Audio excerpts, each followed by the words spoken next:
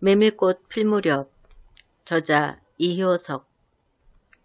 여름장이란 애시당초에 글러서 해는 아직 중천에 있건만 장판은 벌써 쓸쓸하고 더운 햇발이 버려놓은 전 휘장 밑으로 등줄기를 훅훅 볶는다. 마을 사람들은 거짓반 돌아간 뒤요. 팔리지 못한 나무꾼 배가 길거리에 궁싯거리고들 있으나 석유병이나 받고 고깃말이나 사면 족할 이 축들을 바라고 언제까지든지 버티고 있을 법은 없다. 춥춥스럽게 날아드는 파리떼도 장난꾼 각다기들도 귀찮다. 얼금뱅이요 왼손잡이인 드팀전의 허생호는 기어코 동업의 조선달을 낚구어 보았다. 그만 거들까? 잘 생각했네. 봉평장에서 한 번이나 흐붓하게 사본 일이 있었을까? 내일 대화장에서나 한몫 벌어야겠네. 오늘 밤은 밤을 새서 걸어야 될걸. 달이 뜨렸다. 절렁절렁 소리를 내며 조선달이 그날 산 돈을 따지는 것을 보고 허생호는 말뚝에서 넓은 휘장을 걷고 버려놓았던 물건을 거두기 시작하였다. 무명필과 주단바리가 두 고리짝에 꼭 찼다. 멍석 위에는 천 조각이 어수선하게 남았다. 다른 축들도 벌써 거진 전들을 걷고 있었다. 약바르게 떠나는 패도 있었다. 어물장수도 땜장이도 엿장수도 생강장수도 꼴들이 보이지 않았다. 내일은 진부와 대화의 장이 선다. 축들은 그 어느 쪽으로든지 밤을 새며 6, 70리 밤길을 타박거리지 않으면 안 된다. 장판은 잔치 뒷마당같이 어수선하게 벌어지고 술집에서는 싸움이 터져 있었다.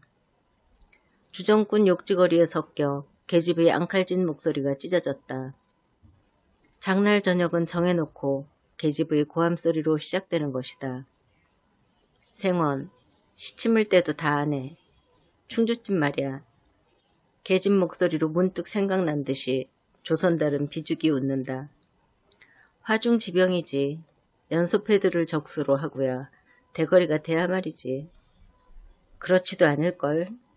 축들이 사족을 못 쓰는 것도 사실은 사실이나 아무리 그렇다곤 해도 왜 그 동이말일세.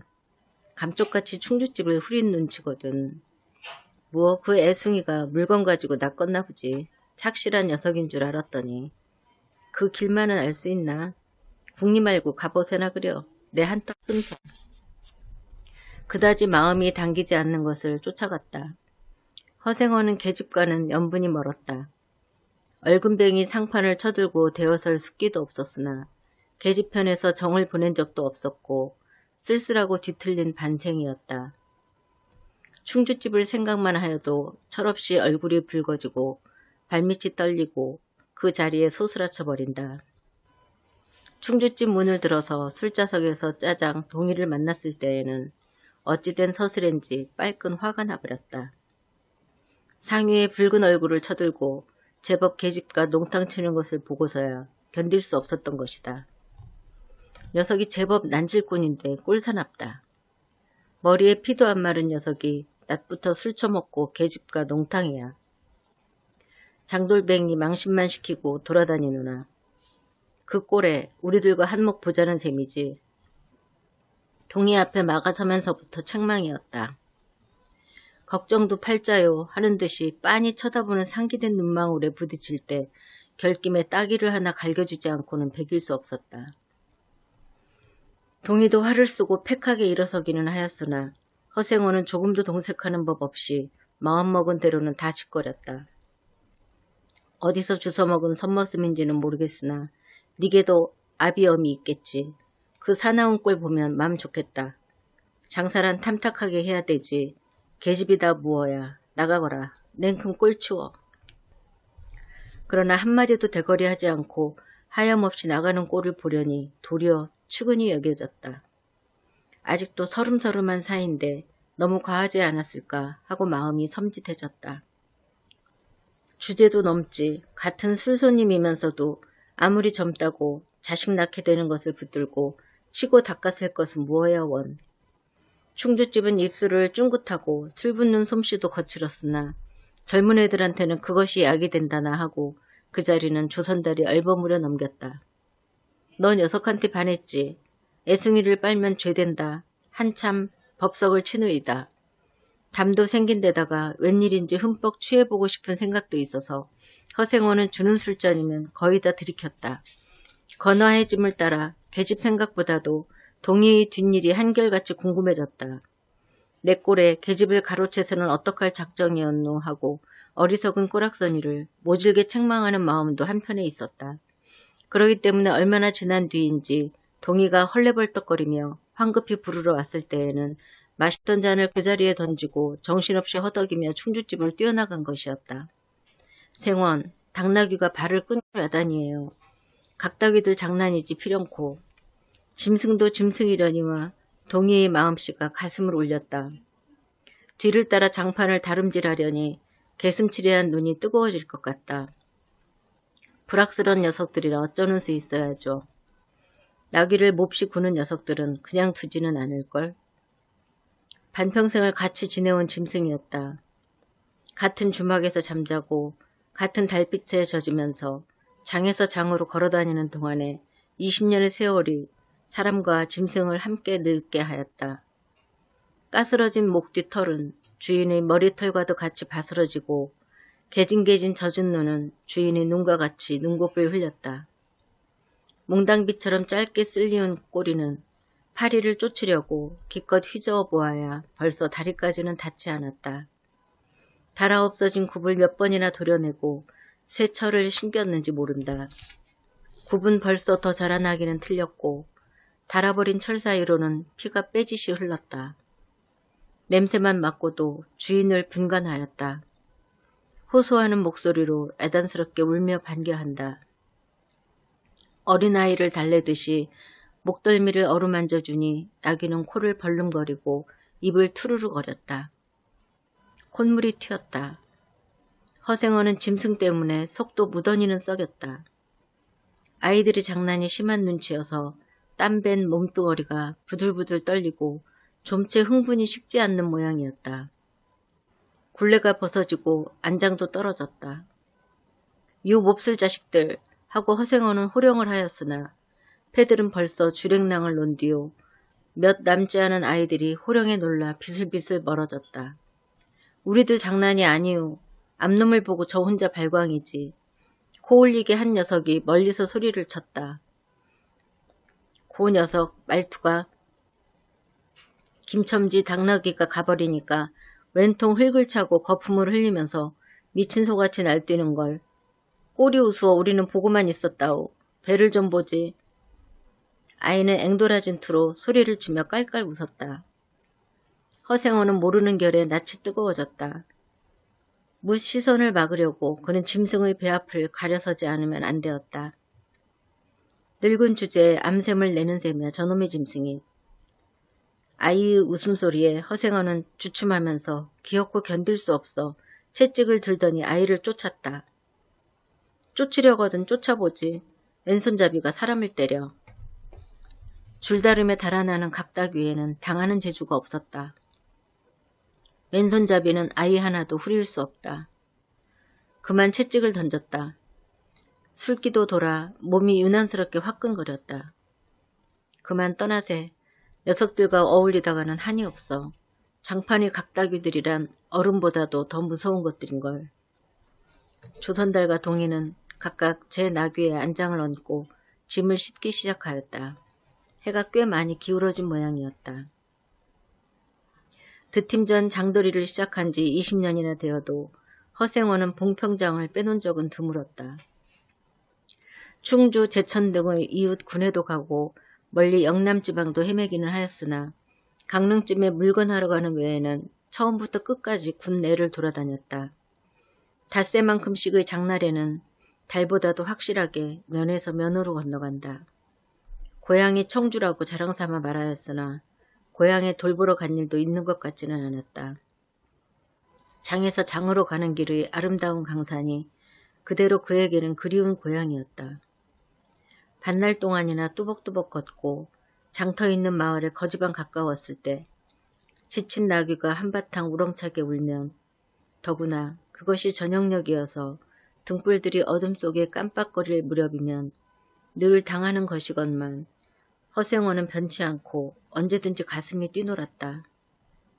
젊은 시절에는 알뜰하게 벌어 돈푼이나 모아본 적도 있기는 있었으나 읍내에 뱃중이 열린 해 호탕스럽게 놀고 투전을 하고 하여 사흘 동안에 다 털어버렸다. 나귀까지 팔게 된 판이었으나 애끓는 정분에 그것만은 이를 물고 단념하였다.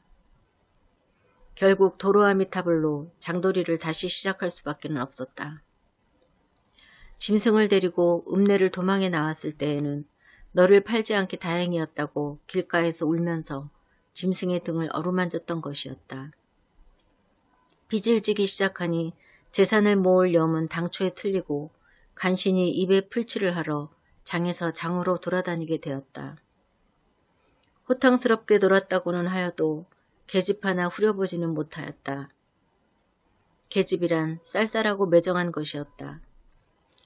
평생 인연이 없는 것이라고 신세가 서글퍼졌다.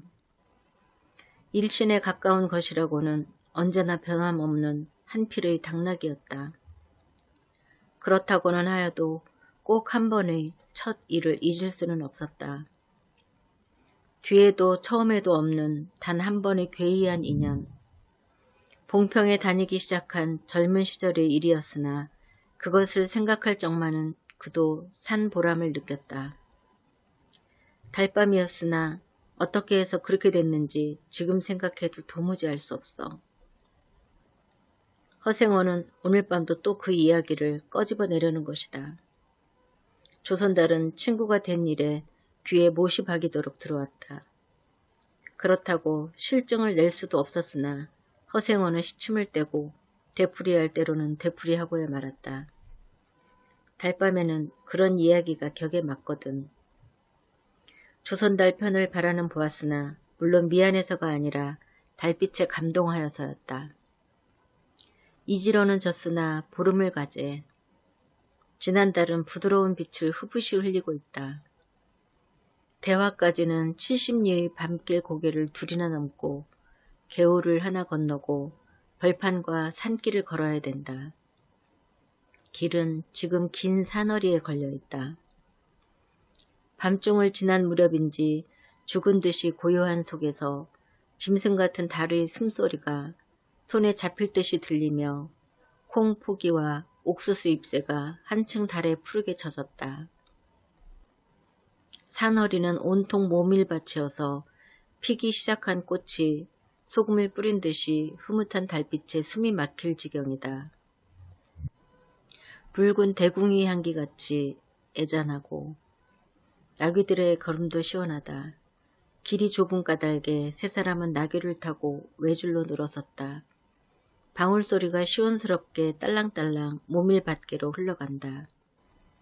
앞장선 허생원의 이야기 소리는 꽁무니에 선 동이에게는 확 적히는 안 들렸으나 그는 그대로 개운한 제 멋에 적적하지는 않았다. 장선, 꼭 이런 날 밤이었네. 객주집 토방이란 무더워서 잠이 들어야지. 밤중은 돼서 혼자 일어나 개울가에 목욕하러 나갔지. 봉평은 지금이나 그제나 마찬가지나 보이는 곳마다 모밀밭이어서 개울가가 어디 없이 하얀 꽃이야.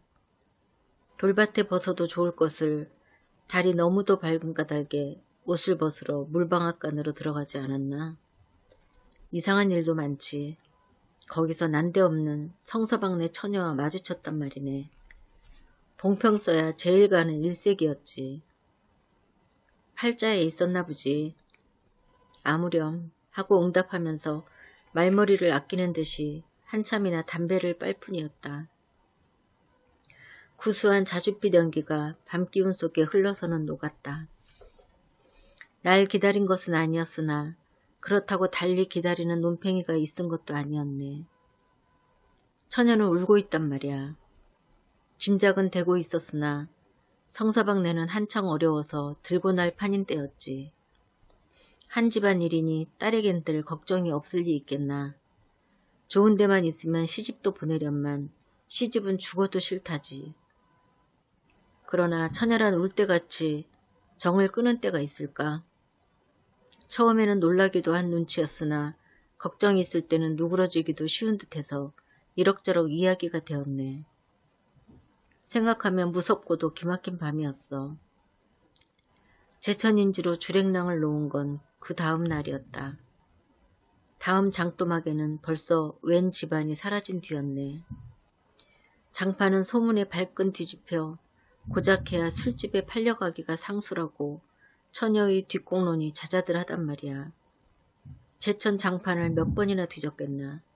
하나 처녀의 꼴은 꽁 고먹은 자리야. 첫날 밤이 마지막 밤이었지. 그때부터 봉평이 마음에 든 것이 반평생을 두고 다니게 되었네. 평생인들 잊을 수 있겠나. 수 좋았지. 그렇게 신통한 일이란 쉽지 않어. 항용 못난 것 얻어 새끼 낳고 걱정 늘고 생각만 해도 진절이 나지. 그러나 늙은 막바지까지 장돌뱅이로 지내기도 힘드는 노릇 아닌가. 난 가을까지만 하고 이 생에 와도 하직하려네. 대화쯤에 조그만 전방이나 하나 버리고 식구들을 부르겠어. 사시장철 뚜벅뚜벅 걷기란 여간이래야지.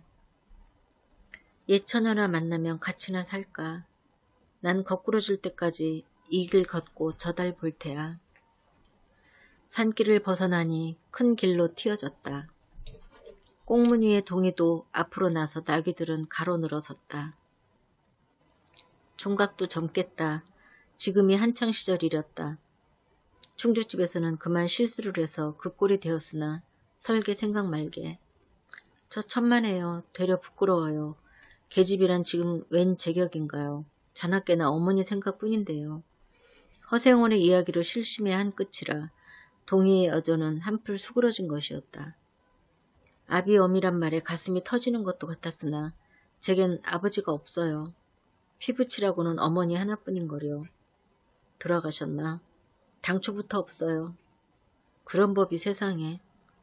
생원과 선달이 야단스럽게 껄껄들 웃으니 동희는 정색하고 우길 수밖에는 없었다. 부끄러워서 말하지 않으려 했으나 정말이에요. 제천촌에서 달도 차지 않은 아이를 낳고 어머니는 집을 쫓겨났죠. 우스운 이야기나 그러기 때문에 지금까지 아버지 얼굴도 본 적 없고 있는 고장도 모르고 지내와요. 고개가 앞에 놓인 까닭에 세 사람은 나귀를 내렸다. 둔덕은 험하고 입을 벌리기도 대근하여 이야기는 한동안 끊겼다. 나귀는 건듯하면 미끄러졌다. 허생호는 숨이 차 몇 번이고 다리를 쉬지 않으면 안 되었다. 고개를 넘을 때마다 나이가 알렸다. 동이 같은 젊은 축이 그지없이 부러웠다. 땀이 등을 한바탕 쪽 씻어내렸다. 고개 너머는 바로 개울이었다. 장마에 흘러버린 널다리가 아직도 걸리지 않은 채로 있는 까닭에 벗고 건너야 되었다. 고이를 벗어 띠로 등에 얽어매고 반벌거숭이의 우스꽝스러운 꼴로 물속에 뛰어들었다. 금방 땀을 흘린 뒤였으나 밤물은 뼈를 찔렀다. 그래, 대체 기르긴 누가 기르고? 어머니는 하는 수 없이 의부를 얻어가서 술장사를 시작했죠. 술이 고줄해서 의부라고 전 망난이에요. 철들어서부터 맞기 시작한 것이 하룬들 편한 날 있었을까? 어머니는 말리다가 채이고 맞고 칼부림을 당하고 하니 집골이 무엇겠소. 18살 때 집을 뛰어나와서부터 이 짓이죠. 총각 낯세론 동이 무던하다고 생각했더니 듣고 보니 딱한 신세로군. 물은 깊어 허리까지 찼다. 속 물살도 어지간히 센 데다가 발에 차이는 돌멩이도 미끄러워 금시에 훌칠 듯 하였다. 나귀와 조선달은 재빨리 거의 건넜으나 동이는 허생원을 붙드느라고 두 사람은 훨씬 떨어졌다. 모친의 친정은 원래부터 제천이었던가? 웬거려 시원스리 말은 안 해주나 봉평이라는 것만은 들었죠. 봉평? 그래 그 아비성은 무엇이고? 알 수 있나요? 도무지 듣지를 못했으니까. 그렇겠지 하고 중얼거리며 흐려지는 눈을 까물까물하다가 허생원은 경망하게도 발을 비디뎠다. 앞으로 고꾸라지기가 바쁘게 몸째 풍덩 빠져버렸다. 허우적거릴수록 몸을 걷잡을 수 없어 동이가 소리를 치며 가까이 왔을 때에는 벌써 퍽이나 흘렀었다. 옷째 졸작 젖으니 물에 젖은 개보다도 참혹한 꼴이었다. 동이는 물속에서 어른을 해깝게 업을 수 있었다. 젖었다고는 하여도 여인 몸이라 장정 등에는 오히려 가벼웠다. 이렇게까지 해서 안 됐네. 내 오늘은 정신이 빠진 모양이야. 염려하실 것 없어요. 그래, 모치는 아비를 찾지는 않는 눈치지. 늘 한번 만나고 싶다고는 하는데요. 지금 어디 계신가? 의부와도 갈라져 제천에 있죠. 가을에는 봉평에 모셔오려고 생각 중인데요. 이를 물고 벌면 이럭저럭 살아갈 수 있겠죠. 아무렴 기특한 생각이야. 가을이랬다. 동이의 탐탁한 등허리가 뼈에 사무쳐 따뜻하다. 물을 다 건넜을 때에는 도리어 서글픈 생각에 좀 더 엎였으면도 하였다. 진종일 실수만 하니 웬일이오, 생원. 조선달은 바라보며 기어코 웃음이 터졌다. 나귀야. 나귀 생각하다 실족을 했어. 말 안 했던가? 저 꼴에 제법 새끼를 얻었단 말이지. 읍내 강릉집 피마에게 말일세. 귀를 쫑긋 세우고 달랑달랑 뛰는 것이 나귀 새끼같이 귀여운 것이 있을까? 그것 보러 나는 일부러 읍내를 도는 때가 있다네. 사람을 물에 빠치울 젠 따는 대단한 나귀 새끼군. 허생원은 젖은 옷을 웬만큼 짜서 입었다. 이가 덜덜 갈리고 가슴이 떨리며 몹시도 추웠으나 마음은 알 수 없이 둥실둥실 가벼웠다. 주막까지 부지런히들 가세나. 뜰에 불을 피우고 후트시 쉬어. 나귀에겐 더운 물을 끓여주고. 내일 대화 장보고는 제천이다. 생원도 제천으로? 오래간만에 가보고 싶어. 동행하려나 동이? 나귀가 걷기 시작하였을 때 동이의 채찍은 왼손에 있었다. 오랫동안 아둑신이같이 눈이 어둡던 허생원도 요번만은 동이의 왼손잡이가 눈에 띄지 않을 수 없었다. 걸음도 해깝고 방울소리가 밤 벌판에 한층 청청하게 울렸다. 달이 어지간히 기울어졌다.